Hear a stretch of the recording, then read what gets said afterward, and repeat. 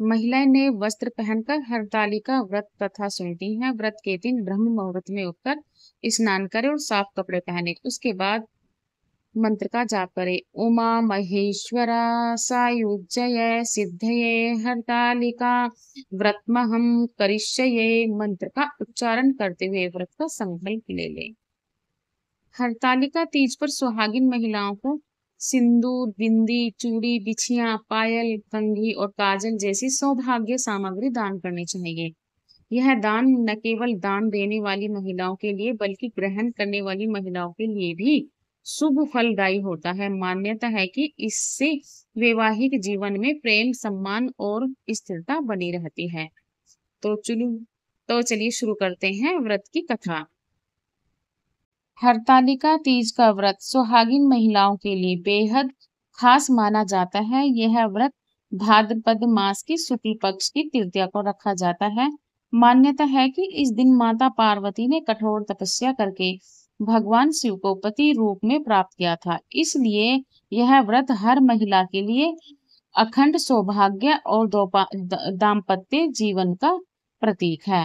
हरतालिका शब्द दो संस्कृत शब्दों से बना है, हरि और आलिका। हरि का अर्थ है हरण करना यानी छीन ले जाना और आलिका का अर्थ है सखी या सहेली। मान्यता है कि जब भगवान शिव ने देवी पार्वती का विवाह प्रस्ताव ठुकरा दिया था, तीज की कथा माता पार्वती के शिव जी को पति के रूप में पाने के लिए की गई कठोर तपस्या से जुड़ी है।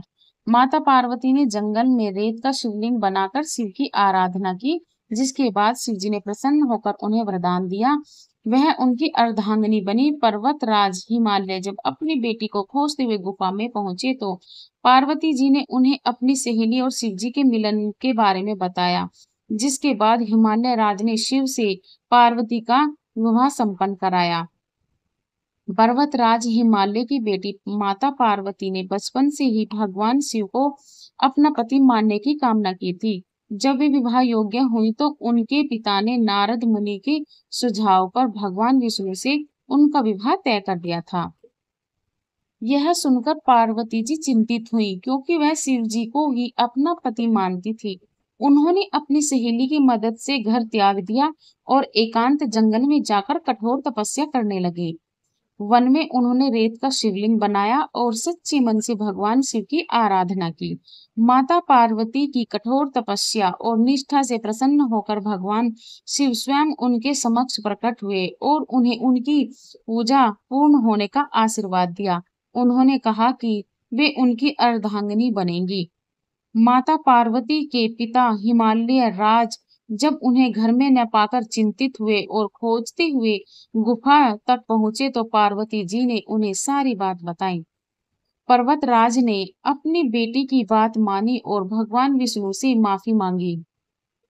माफी मांगते हुए माता पार्वती की शादी भगवान शिव से करने के लिए तैयार हो गए। उसके बाद शिव पार्वती का विवाह पूरे विधि विधान से संपन्न हुआ।